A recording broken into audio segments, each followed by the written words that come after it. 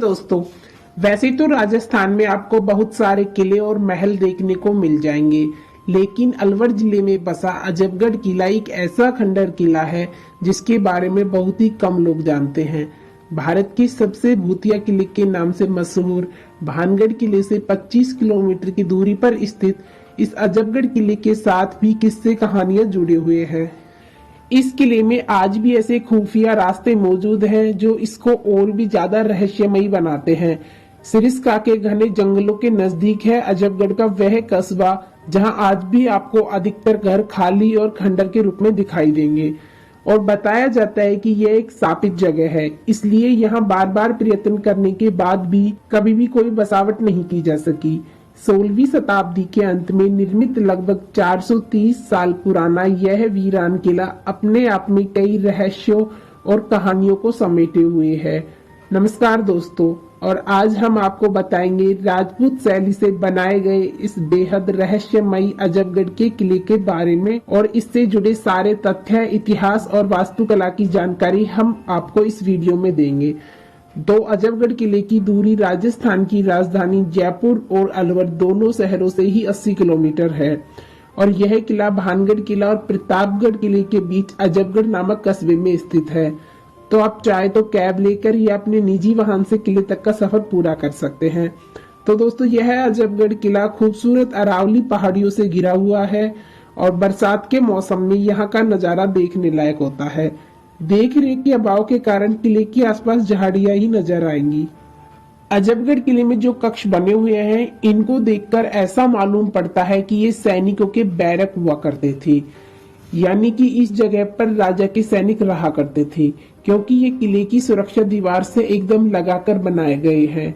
हम बताना चाहेंगे कि इस किले का निर्माण कार्य राजा माधो सिंह जी के पोते राजा अजब सिंह रजावत ने साल सन 1589 में शुरू करवा दिया था और 5 साल के अंदर सन 1594 में यह अजबगढ़ का किला पूरा बनकर तैयार हो गया था। लेकिन 16वीं शताब्दी के अंत में बना यह किला अब एक वीरान खंडर के रूप में दिखाई देता है। तो दोस्तों, आमेर रियासत के बारे में तो आप में से बहुत से लोग जानते होंगे, जो कि हमेशा से काफी विख्यात रही है। तो उन्हीं के वंशजों द्वारा यहाँ भी निर्माण कार्य और बसावट की गई थी। आपकी जानकारी के लिए बता दें कि राजा भगवंत दास, जो कि 16वीं सदी में आमेर के 23वें शासक रहे थे, उन्हीं के बेटे थे महाराज माधो सिंह जी, जिन्होंने अजबगढ़ परगना पर विजय प्राप्त करके उसको अपने अधीन कर लिया था। अजबगढ़ रियासत को बनाने वाले राजा अजब सिंह रजावत भानगढ़ के तीसरे शासक के रूप में जाने जाते हैं। यह अजबगढ़ का किला लगभग 160 सालों तक यहाँ के राजाओं द्वारा उपयोग में लाया जाता रहा और फिर सन 1755 में राजा देव सिंह जी के समय में इस परिवार के सारे पूर्वज यहाँ से कुछ ही दूर स्थित सांबरा नाम की जगह पर जाकर बस गए। अजबगढ़ किले के बीच के हिस्से में पानी का टैंका मौजूद है, जिसको उस जमाने में बारिश का पानी इकट्ठा करके जरूरत के समय उपयोग में लाया जाता था।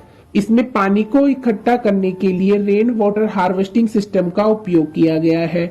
इसमें बाहर के हिस्से का पानी बहकर एकत्रित होता है, जिससे कि यह पता चलता है कि कई सौ साल पहले भी यहाँ ऐसी उम्दा टेक्नोलॉजी का इस्तेमाल किया जाता था।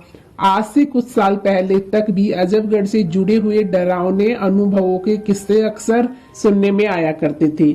बताया जाता है कि भारत के सबसे ज्यादा डरावने माने जाने वाले स्थानों में से एक भानगढ़ के पास होने की वजह से अजबगढ़ गांव में देखे गए अजीब अनुभवों के कारण काफी लोग गांव छोड़कर चले गए थे।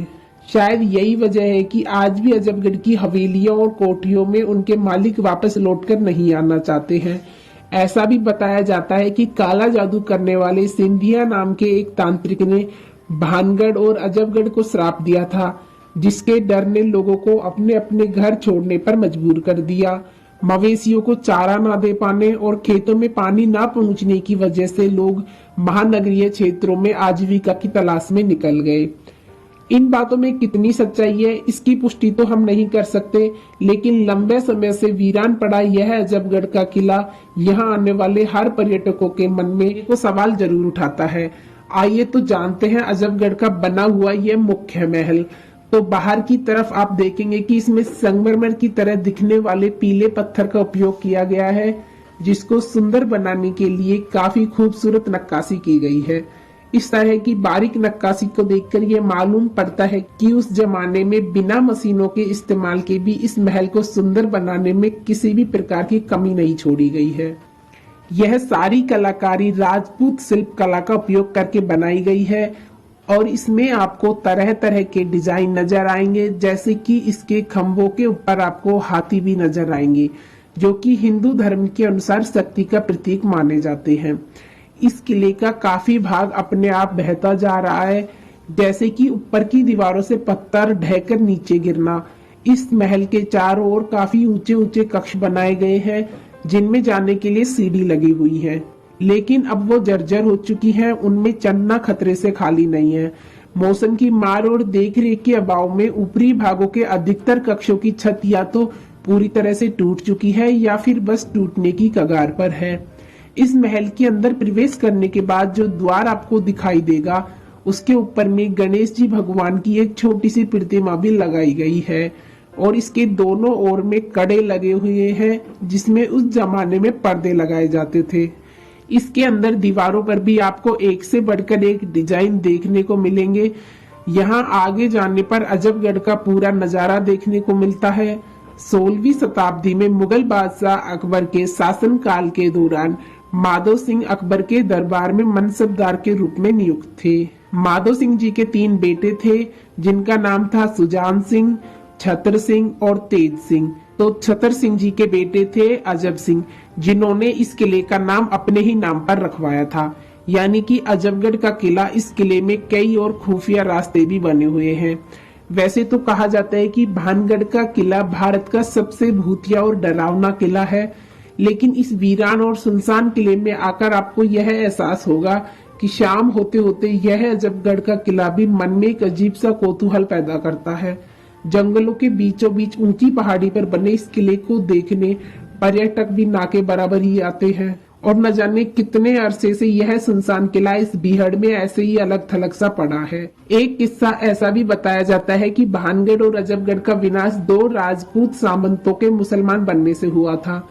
इतिहासकार प्रोफेसर RS कंगारो के अनुसार राजपूत से मुसलमान बने मोहम्मद कुलीन और मोहम्मद दहलीज भानगढ़ और अजबगढ़ के शासक बने थे। इसी समय दिल्ली में मुगलों की ताकत को कमजोर देखकर जयसिंह द्वितीय ने भानगढ़ और अजबगढ़ पर हमला कर दिया। इतना ही नहीं बल्कि कहा जाता है कि मुसलमान बने दोनों राजाओं को उन्होंने मौत के घाट उतारकर उनके राज्यों को तहस नहस करके खंडहरों के रूप में बदल दिया था। अजबगढ़ से सुंदर जयसागर झील दिखाई देती है। आसपास के क्षेत्र में मीना जनजाति का निवास है, जो अपने जीवत रंगीन कपड़ों और उत्तम आभूषणों के लिए प्रसिद्ध है। पूरे परिदृश्य में बिखरे हुए किले और मंदिर देखे जा सकते हैं, जिनमें से कुछ के लिए चुनौतीपूर्ण चढ़ाई की आवश्यकता होती है, लेकिन पुरस्कार के रूप में लुभावने दृश्य मिलते हैं। 17वीं शताब्दी के शानदार मंदिर और किले की यात्रा की अत्यधिक अनुशंसा की जाती है, क्योंकि संगमरमर के अग्रभाग और आंगन के स्तंभों को उल्लेखनीय रूप से संरक्षित किया गया है। किले और मंदिर तक पैदल या जीप से पहुंचा जा सकता है। अजबगढ़ के नजदीक भानगढ़ का रहस्यमयी शहर है, जो 17वीं शताब्दी की एक बस्ती थी, जिसे इसके पूरा होने के तुरंत बाद ही रहस्यमयी तरीके से छोड़ दिया गया था। आज यह एक मनोरम विरासत स्थल के रूप में खड़ा है और एक दिलचस्प दिन की यात्रा के लिए उपयुक्त है। दक्षिण में नीलकंठ की घाटी 80 से अधिक प्राचीन मंदिरों से सुशोभित है, जो एक मंत्र मुग्ध कर देने वाला दृश्य बनाती है। इसके अतिरिक्त सरिस्का राष्ट्रीय उद्यान अजबगढ़ से उत्तर पूर्व में एक छोटी ड्राइव पर है, जहां आगंतुकों का जगुआर बाघ और सांबर हिरण जैसे राष्ट्रीय जीवों को देखने का अवसर मिल सकता है। राजस्थान का यह किला पूरी तरह से प्रकृति को समर्पित किला है। इसके अंदर पौराणिक गाथाओं का चित्रण बहुत ही शानदार तरीके से किया गया है। इस किले से अजबगढ़ टाउन, जो कि घूमने फिरने के लिए बसाया गया था, साफ साफ दिखता है। यह किला सप्ताह के सभी दिन खुला रहता है। इस किले के संबंध में कोई निश्चित समय नहीं है। आदर्श समय प्रातः 8 बजे से शाम 5 बजे तक होगा। इस किले को देखने के लिए न तो भारतीय और न ही विदेशियों के लिए कोई प्रवेश शुल्क है। राजस्थान के अत्यधिक गर्म और आर्द्र मौसम के कारण पर्यटक सर्दियों के मौसम में धूप के बावजूद इस किले में समय बिता सकते हैं। इस छोटे से किले में घूमने के लिए पर्यटक आदर्श रूप में 1 या 2 घंटे बिता सकते हैं। यह अपने प्राकृतिक परिवेश के कारण अद्भुत दृश्य प्रस्तुत करता है। इसे आसपास के अन्य किलों जैसे भानगढ़ और प्रतापगढ़ किलों के साथ भी देखा जा सकता है। जो पर्यटक सरिस्का टाइगर रिजर्व घूमने जाते हैं वे इस किले में विश्राम भी कर सकते हैं। इसकी खूबसूरत वास्तुकला देखने लायक है, फोटोग्राफी प्रेमियों के लिए एक आश्चर्यजनक जगह साबित होती है। तो दोस्तों यह था राजस्थान के अलवर जिले में बसा वीरान पड़ा हुआ अजबगढ़ का किला और इससे जुड़ा हुआ रोचक इतिहास और तथ्य। तो आपको यह वीडियो कैसी लगी हमें कमेंट करके बताएं और वीडियो पसंद आए तो लाइक शेयर एंड सब्सक्राइब करें। Thanks for